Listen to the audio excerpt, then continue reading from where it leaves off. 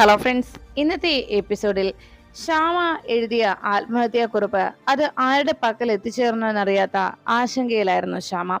ശാലിനിക്കരികിലേക്ക് എത്തി ശ്യാമ നടന്ന സംഭവങ്ങളൊക്കെ പറയുന്നു. കഴിഞ്ഞ രാത്രിയിൽ വീട്ടിലുണ്ടായ സംഭവങ്ങൾ ഓരോന്നും, പ്രത്യേകിച്ച് വിഷ്ണു മദ്യപിച്ച് വന്നതിന് ശേഷം ശാലിനിയെയും ശ്യാമയെയും അവരുടെ അമ്മയായ ശാരദാമ്മയെ പോലും കുറ്റപ്പെടുത്തിക്കൊണ്ടുള്ള, അവരെയെല്ലാം മോശം പറഞ്ഞ് ചീത്ത വിളിച്ചുള്ള വിഷ്ണുവിന്റെ അന്നത്തെ പ്രകടനത്തെക്കുറിച്ച് വേദനയോടെ ശ്യാമ ശാലിനിക്ക് മുന്നിൽ അവതരിപ്പിക്കുന്നു. എല്ലാം കേട്ട് കഴിയുമ്പോൾ ശാലിനി സങ്കടത്തോടെ ശ്യാമയോട് എങ്കിലും ഇങ്ങനെ ഒരു കടുങ്കൈ ചെയ്യേണ്ടിയിരുന്നില്ല എന്ന് പറയുമ്പോൾ ശ്യാമ പറയുന്നത്, വിഷ്ണുവേട്ടന്റെ വേദനയും സങ്കടവും കണ്ട് സഹിക്കാൻ കഴിയുന്നില്ല കുഞ്ഞേച്ചി. എത്ര നാളുകളായി വിഷ്ണുവേട്ടൻ ഇങ്ങനെ ഒരു സാഹചര്യത്തിലൂടെ കടന്നു പോകുന്നു.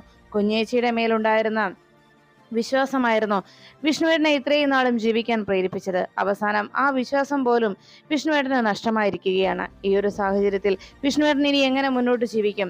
ഇനിയുള്ള വിഷ്ണുവേട്ടന്റെ ജീവിതം എങ്ങനെയാകുമെന്ന് കുഞ്ഞേച്ചി ചിന്തിച്ചിട്ടുണ്ടോ? കുഞ്ഞേച്ചി ഇല്ലാത്തൊരു ജീവിതം വിഷ്ണുവിന് ചിന്തിക്കാനാവില്ലെന്ന് കുഞ്ഞേച്ചിക്ക് അറിയാവുന്നതല്ലേ എന്ന ശ്യാമയുടെ ചോദ്യങ്ങൾക്ക് മറുപടി നൽകാനാകാതെ ശാലിനിയും കുഴപ്പത്തിലായി. അപ്പോഴേക്കും ശ്യാമ പറഞ്ഞു, ഇതെല്ലാം കുഞ്ഞേച്ചി ചെയ്തത് എനിക്ക് വേണ്ടിയാണല്ലോ. കുഞ്ഞേച്ചിയും അമ്മയും സത്യങ്ങൾ മറച്ചു വെക്കുന്നത് എന്റെ ജീവിതം ഇല്ലാതാകാതിരിക്കാനല്ലേ? ഞാനും രോഹിത്തും പപ്പിമോളും അടങ്ങിയ ഞങ്ങളുടെ കുടുംബം ഒരിക്കലും തകർന്നു പോകരുതെന്ന ആഗ്രഹം കൊണ്ടല്ലേ കുഞ്ഞേച്ചി എല്ലാം സ്വയം സഹിക്കുന്നത്. ഇനിയും കുഞ്ഞേച്ചിയുടെ ജീവിതം ഇങ്ങനെ തകർന്നു പോകുന്നത് കണ്ട് വെറുതെ കയ്യും കെട്ടി നോക്കി നിൽക്കാൻ എനിക്കാവില്ല. അതുകൊണ്ട് തന്നെ കുഞ്ഞേച്ചിക്ക് നഷ്ടമായ ജീവിതം ഇനിയും ഞാൻ എനിക്ക് മാത്രം സ്വന്തമാക്കുന്നത് ശരിയല്ല എന്ന് എനിക്ക് തോന്നി. അതുകൊണ്ട് തന്നെ ഇനിയും ഇങ്ങനെ ഒരു ജീവിതം മുന്നോട്ട് നയിക്കാൻ ഞാൻ ആഗ്രഹിക്കുന്നില്ലെന്ന ഉറച്ച തീരുമാനത്തിലാണ് അവസാനം ഞാൻ അങ്ങനെ ഒരു കത്തെഴുതിയത്. പക്ഷേ എൻ്റെ തീരുമാനവും എൻ്റെ പ്രവൃത്തിയും എൻ്റെ ആഗ്രഹവുമൊക്കെ എല്ലാ രീതിയിലും വ്യതിചലിച്ചു പോയി. സത്യത്തിൽ ഞാൻ ഇതിൽ നിന്ന് രക്ഷപ്പെടുമെന്നും എൻ്റെ ആഗ്രഹങ്ങൾ സഫലമാകുമെന്നുമാണ് ഞാൻ കരുതിയത്. പക്ഷേ അന്ന് സംഭവിച്ചത് മറ്റൊന്നായിപ്പോയി. വിധി നമ്മളെ എല്ലാവരെയും ശരിക്കും ചതിക്കുകയാണ് ചെയ്തത്. ആ ആത്മഹത്യാക്കുറിപ്പ് എഴുതി വെച്ച് ഞാൻ പുറത്തേക്ക് ഇറങ്ങിയപ്പോൾ ഇന്നലെ തന്നെ എൻ്റെ ജീവിതം അവസാനിക്കുമെന്നായിരുന്നു കരുതിയത്. നാളെ എന്നൊന്ന് എൻ്റെ ജീവിതത്തിൽ ഇല്ല എന്നും ഞാൻ വിശ്വസിച്ചു. പക്ഷേ എല്ലാം മായ്ച്ചുകൊണ്ട്, അതിനെയെല്ലാം തകർത്തുകൊണ്ടാണ് വിധി നമുക്ക് നേരെ തിരിഞ്ഞത്. പെട്ടെന്ന് കാല് തട്ടി ഞാൻ വീണ് അബോധാവസ്ഥയിലായപ്പോഴേക്കും വീട്ടിലുള്ള എല്ലാവരും എന്നെ രക്ഷിക്കാനായി ഓടിയെത്തി. തിരികെ ഹാളിലേക്ക് കൊണ്ടുവന്ന ഞാൻ അവിടെ എല്ലായിടത്തും ഞാൻ എഴുതി വെച്ച ആ ലെറ്റർ പരതി. പക്ഷേ അവിടെ എങ്ങും തന്നെ അത് കണ്ടെത്താൻ കഴിഞ്ഞില്ല. ആ വീട്ടിലുണ്ടായിരുന്ന ആരുടെയോ കൈകളിലേക്ക് ആ ലെറ്റർ വന്നു ചേർന്നു. പക്ഷേ അതെന്ന്, എങ്ങനെ, എപ്പോൾ സംഭവിച്ചു എന്ന് മാത്രം എനിക്കറിയില്ല. ഞാൻ ഇന്ന് രാവിലെയും കൂടി അവിടെ എല്ലാം അന്വേഷിച്ചു. പക്ഷേ ലെറ്റർ എവിടെയെന്ന് മാത്രം എനിക്ക് കണ്ടെത്താൻ സാധിച്ചില്ല കുഞ്ഞേച്ചി എന്ന് സങ്കടത്തോടെയുള്ള ശ്യാമയുടെ വാക്കുകൾ കേട്ട് ശാലിനി ടെൻഷനിലായി. മോളെ, നീ എന്തൊരു മണ്ടത്തരവാ കാണിച്ചത്?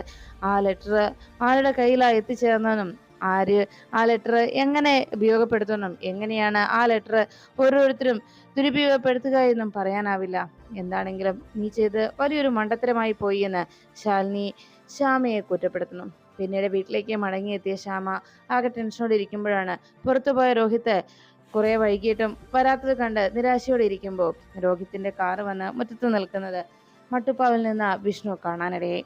കാറിൽ നിന്നിറങ്ങിയ രോഹിത്തിന്റെ കാലുകൾ വേച്ചു പോവുകയും രോഹിത്ത് നിലത്ത് വീഴാതെ ഒരു വിധത്തിൽ തപ്പിത്തടഞ്ഞ് അകത്തേക്ക് കയറി വരുന്നത് കണ്ട് വിഷ്ണു വേഗം വാതിക്കലേക്ക് ഓടിയെത്തി. രോഹിത്ത് എന്ന് വിളിച്ചതും രോഹിത്ത് പറഞ്ഞു, വിഷ്ണു ബ്രോ വേണ്ട, എനിക്കൊരു പ്രശ്നവുമില്ല. അവസാനം ഹാളിലേക്ക് എത്തിയ രോഹിത്ത് എല്ലാവർക്കും മുന്നിൽ നിൽക്കുന്ന സത്യഭാമിക്കരികിലേക്ക് എത്തിയിട്ട് പറഞ്ഞു, സത്യാമ്മയെ എല്ലാവരും വഞ്ചിക്കുകയാണ്. ഇതാ ഈ നിൽക്കുന്ന വിഷ്ണു ബ്രോ പോലും. അത് കേട്ടതും വിഷ്ണുവും രാഘവൻ നായരും എല്ലാം ഞെട്ടി. ഇങ്ങനെ ഒരു ഭാവവും ഇങ്ങനെ ഒരു രൂപവും രോഹിത്തിന്റെ ഭാഗത്ത് നിന്ന് ഇങ്ങനെ ഒരു പെരുമാറ്റവും ആദ്യമായി കണ്ട ആശങ്കയിൽ എല്ലാവരും നിൽക്കുമ്പോൾ രോഹിത്ത് തന്റെ കയ്യിലിരുന്ന ആ ലെറ്റർ ശ്യാമയ്ക്ക് മുന്നിൽ പുറത്തെടുത്തു. ഇത് നീ എഴുതിയതല്ലേ ശ്യാമേ എന്ന് ചോദിച്ച് ആ ലെറ്ററിനുള്ളിലെ ഉള്ളടക്കത്തെക്കുറിച്ച് ശ്യാമയെ ചോദ്യം ചെയ്യുന്നു. അവസാനം പപ്പിമോളുടെ അച്ഛനമ്മമാർ ആരാണെന്നുള്ള ചോദ്യത്തിന് മറുപടി നൽകാനാകാതെ ശ്യാമ നിൽക്കുമ്പോൾ ഇത് എൻ്റെ മകളല്ല എന്ന് പറഞ്ഞുകൊണ്ട് പപ്പിമോളെ വാരിയെടുത്ത് നേരെ കിണറിനരികിലേക്ക് രോഹിത്ത് ഓടുകയും കലിയോടെ പപ്പിമോളെ കിണറ്റിലേക്ക് രോഹിത്ത് വലിച്ചെറിയുന്നു.